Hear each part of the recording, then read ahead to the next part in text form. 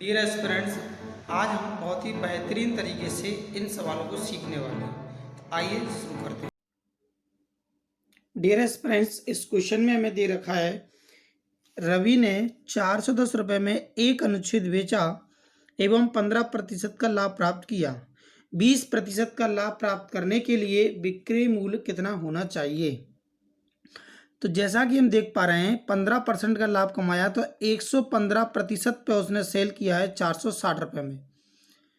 अगर वह 20% का लाभ कमाना चाहता है तो हम देख सकते हैं सबसे पहले 1% की कीमत निकालने के लिए हमने 115 से डिवाइड कर दिया। ये 1% की कीमत है। अगर मुझे कोई आर्टिकल 20% के लाभ पर कमाना है, 100% उसका क्रय मूल्य होता है, तो 120% पर बेचना पड़ेगा। तो इसमें गुणा कर दिया जाएगा 120 का, 5 से डिवाइड कर दिया गया तो ये जाएगा हमारा 24 बार और ये जाएगा हमारा 23 बार। 23 से इसमें डिवाइड कर देते हैं तो ये आएगा 2 बार और 0 का 0। 20 का गुणा कर दिया हमने कितने में? 24 में।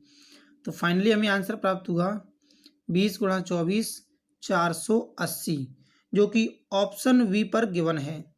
तो प्यारे साथियों, ये पिछले क्वेश्चन का होमवर्क का क्वेश्चन था। आइए कंटिन्यू करते हैं अगला क्वेश्चन।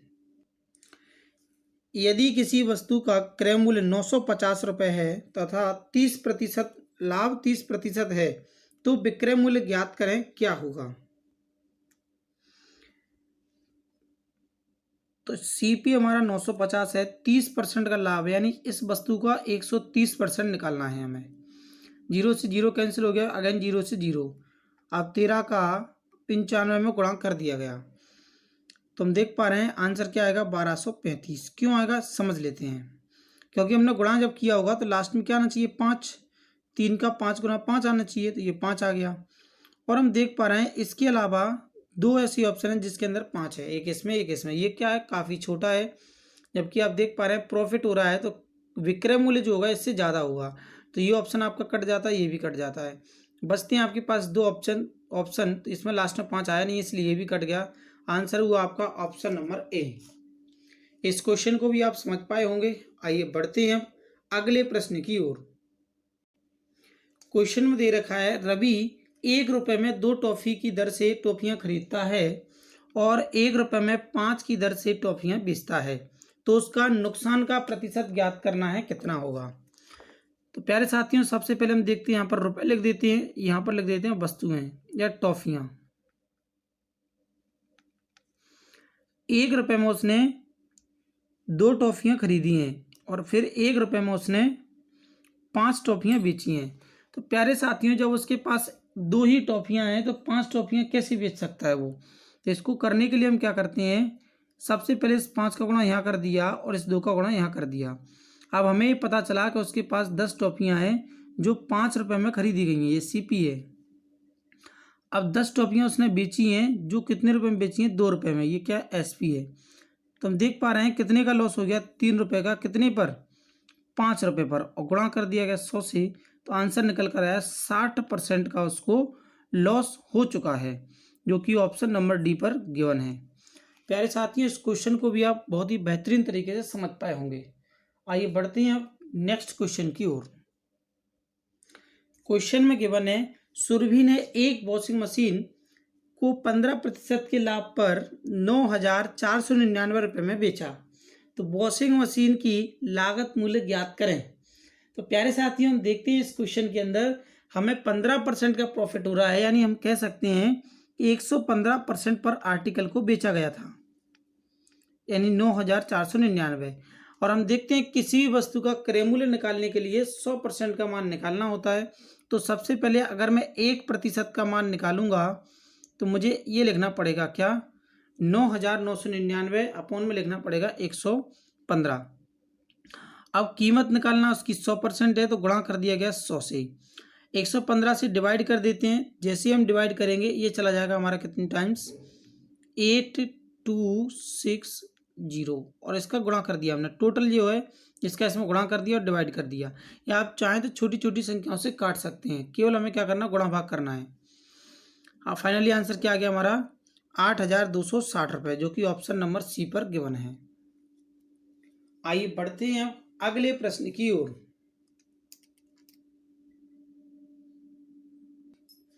क्वेश्चन में हमें गिवन है एक व्यापारी 2 घड़ियों में से प्रत्येक को 2000 रुपये में बेचता है। यदि एक पर उसे 25% का लाभ प्राप्त होता है और अन्य पर उसे 20% की हानि होती है, तो हमें ज्ञात करना है तब उसे क्या होगा। पहला ऑप्शन कह रहा है कि कुल 6.25% की हानि होती है। दूसरा कहता है 5% का लाभ होता है। तीसरा ऑप्शन कह रहा है 10 रुपये का लाभ होता है और चौथा ऑप्शन कह रहा है 100 रुपये की हानि होती है। तो प्यारे साथियों, समझते हैं इस क्वेश्चन को। सबसे पहले हम ये देख पा रहे हैं 25% का लाभ होता है, यानी 25% का फ्रैक्शन वैल्यू होता है हमारा 1/4।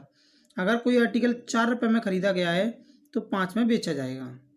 ये हमारा क्या लिख रहे हैं हम, CP, और ये हमारा है SP। फिर देखा कि 20% की हानि होती है, यानी 5 रुपये का सामान 4 रुपये में बेचा जाएगा। तो ये क्या हो गया, 20% की हानि हो गई। अब यहाँ से हमने ये देखा कि इनके विक्रय मूल्य समान होने चाहिए। क्यों होने चाहिए? क्योंकि प्रत्येक वस्तु को 2000 रुपये में बेचा गया जाता है। तो हम क्या करते हैं, इनके विक्रय मूल्य को समान बना देते हैं, क्योंकि प्रत्येक को 2000 रुपये में बेचा जा रहा है। तो इस 4 का गुणा इस पूरे ऊपर वाले समीकरण में कर दिया, इस 5 का गुणा नीचे वाले समीकरण में कर दिया। जैसे ही हम करते हैं ये प्राप्त होगा हमें कितना, 20, और ये भी प्राप्त होगा हमें कितना, 20। हम देख पा रहे हैं जब यहाँ गुणा किया गया तो इसका गुणा इधर भी करना पड़ेगा, तो ये 16 आ गया। 5 का गुणा इधर किया तो ये आ गया 25। यानी इन दोनों आर्टिकल्स को हमने 20 और 20 40 रुपये में बेच दिया। और यहाँ देख पा रहे हैं खरीदा कितने में था, तो ये पता चल रहा है हमें कितने में, 41 यूनिट में। हम देख पा रहे हैं 40 यूनिट बराबर, अगर 2000 को पहली घड़ी को और 2000 रुपये में दूसरी घड़ी को बेचा जाए तो 40 यूनिट का जो वैल्यू निकल कर आएगा वह निकल कर आएगा कितना, 4000 रुपये। यहाँ से हम देखते हैं 40 यूनिट बराबर 4000 है, तो 1 यूनिट का मान यदि निकाला जाए तो 1 यूनिट बराबर निकल कर आएगा 100 रुपये। और प्यारे साथी, हम देख पा रहे हैं जो आर्टिकल हमने 41 यूनिट में परचेज किया है उसको कितने में सेल कर दिया है, 40 में। यानी 41 यूनिट में खरीदा है और 40 में बेच दिया, तो 1 यूनिट का लॉस हुआ और 1 यूनिट का मान कितना आया, 100 रुपये। तो आंसर आया हमारा ऑप्शन नंबर डी, जो कि करेक्ट आंसर है।